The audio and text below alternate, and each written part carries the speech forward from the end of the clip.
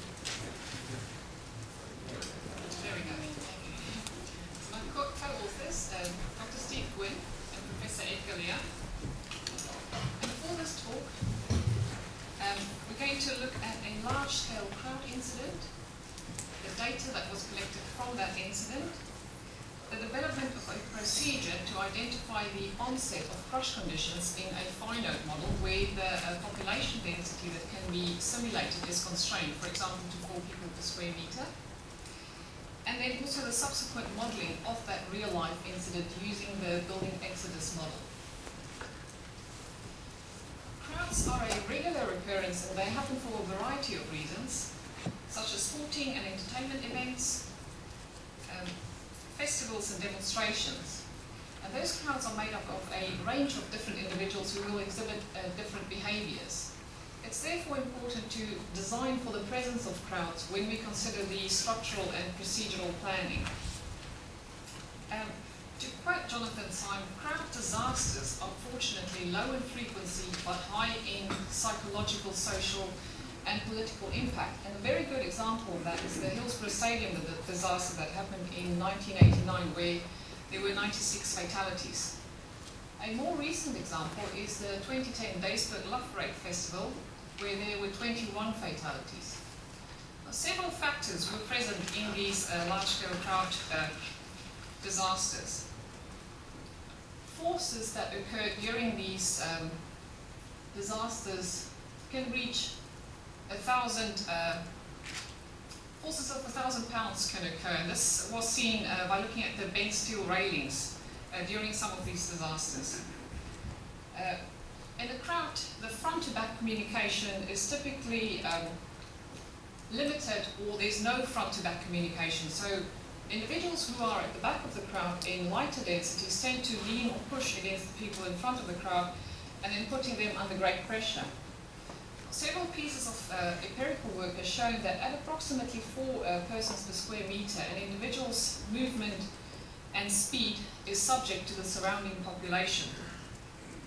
And we're going to look at the modeling of a crush-type incident in a finite model.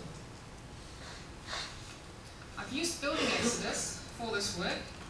Building exodus is capable of modeling both circulation-type incidents and also escape scenarios. This building exodus is a finite model and traditionally used for modeling. It can model the building exodus can model a population density of 4 people per square meter. And we have developed a novel approach to identify the onset of crush conditions in the nodal model.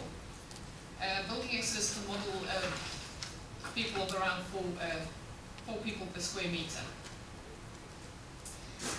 We analysed the 2010 Daysburg Love Parade incident, and the methodology consisted of 2 parts. We analysed the actual event to establish the initial and boundary conditions for the simulation, and And we then applied this information to the building exodus model and intended to model the unfolding events and identify the onset of crush conditions. Now, this is an overview, it's an aerial map of the 2010 Daysburg Love Parade Festival grounds. And there were two entry points on either side of this, the festival grounds. And people were entering the two from either side. The flows merged at the base of that main access ramp. And people then travelled up the ramp to where the float route was, around the old train station buildings, and also around to the back where there was a main stage. Take note of two of these areas. The congestion that developed in that region prompted the police to deploy crowd management measures further down the ramp, and they formed a police cordon in that area.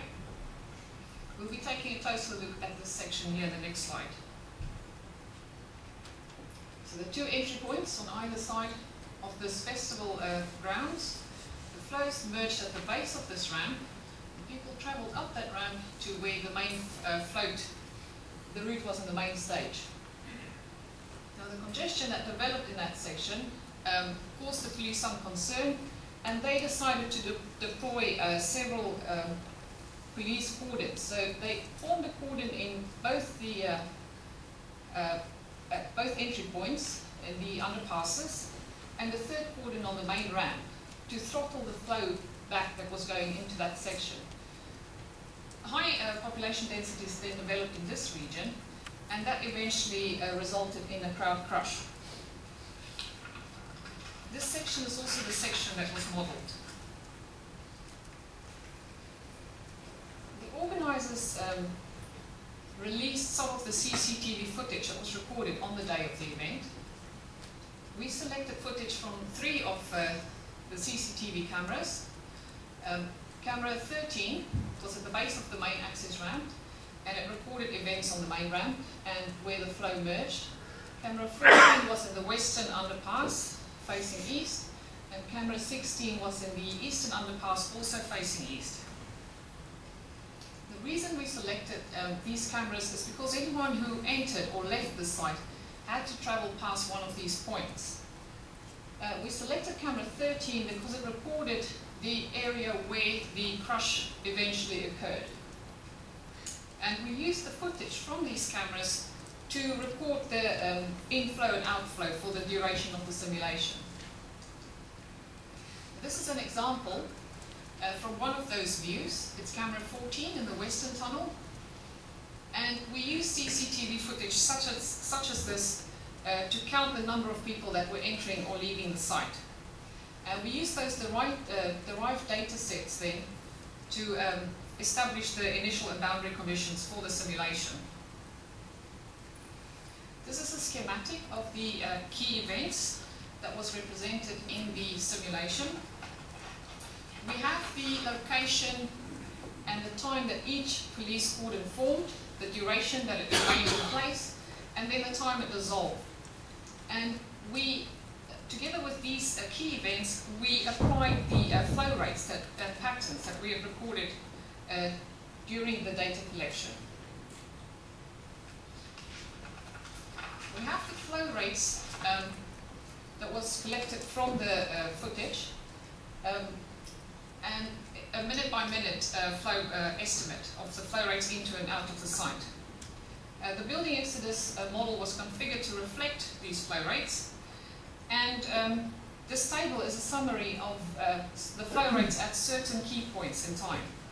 For example, at 6 minutes past 4, the police cordon formed on the main ramp, and at that point the arrivals was at 203 people per minute, and 197 people were leaving. This is the procedure that we developed to identify the potential onset of crush condition in a finite model. And this is being applied to a specific region in that model.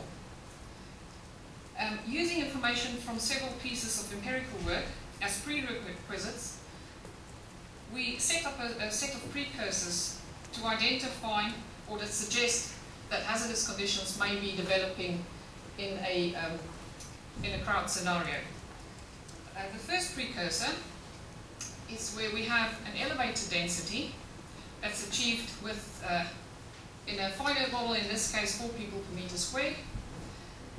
The extent of that density, where it then spreads across a region within the model. A third precursor is having a continuing arrival, so people continue or attempting to arrive within that region that's being monitored.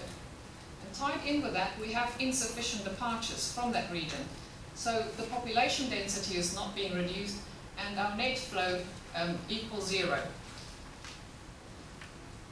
That leads on to persistence of the elevator density. So it needs to persist for a period of time, and from that point onwards, it's possible for crush conditions to develop. All 5 of these precursors needs to be met before we can say that there's a potential for crush. This is the applied methodology. We built the geometry of the Loft Parade festival grounds in a building exodus, and we then monitored for population density directly north and south of the police cordon, and we also monitored the flow that was going into that region. And the reason we did this was to monitor if and when our 5 precursors were met. This is the simulated output from that model. So looking at the population density, we can see that the maximum density, population density, was reached at about 1613 on the northern side of the police cordon. And the maximum density on the southern side of the police cordon was reached at about 1625. The reason this area filled up after the northern side is because there were police cordons in place here that dissolved, and people could then enter, so it filled up that region. The net flow into that area, so being monitored in these regions here, the net flow equal 0 at about 1625, and we can say that from that point onwards, crush is likely to develop.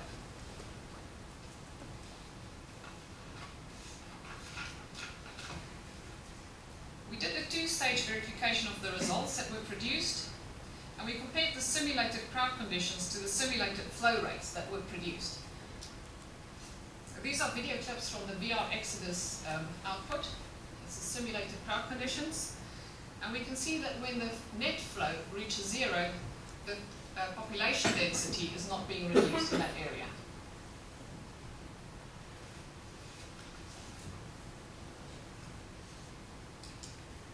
This is the second part of the verification that was done, comparing, it's a side-by-side comparison of the CCTV footage that was recorded on the day and our simulated crowd conditions.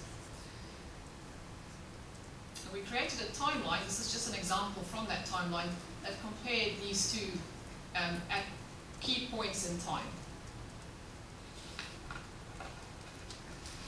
A second simulation was also produced, and this was done in order to look at the region that initially caused the police concern.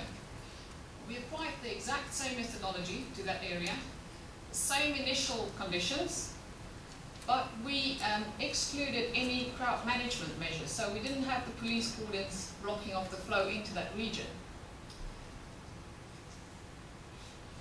And this is the results from that second scenario. And we can see that the net flow reaches 0 at about 1557 into that region. And in area 1, the maximum density is reached at around the same time.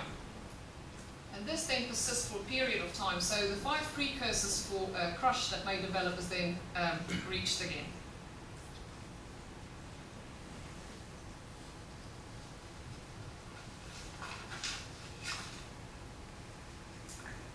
So we presented a novel approach using a finite model, the building exodus model, to combine the pedestrian flow data and the space utilization to simulate the development and onset of potentially dangerous population densities. We approximated the original incident and verified both the model's ability to represent the scenario and the scenario assumptions.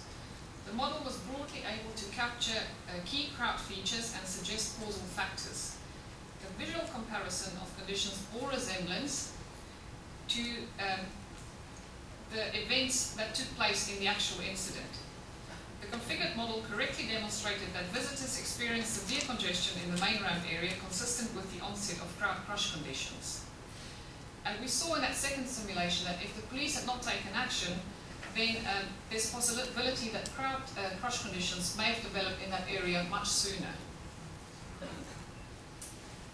And the adopted approach had a number of limitations. For example, in the upper ramp area, the trucks from the float caused the people to move back, so denser higher population densities were changing all the time in that region. And once a truck had gone past, people would move back into those open spaces, creating lower population densities. We also didn't include some visitors escaped via means of a small staircase, and the representation of more fundamental crowd activities are left for future work. Thank you for your attention.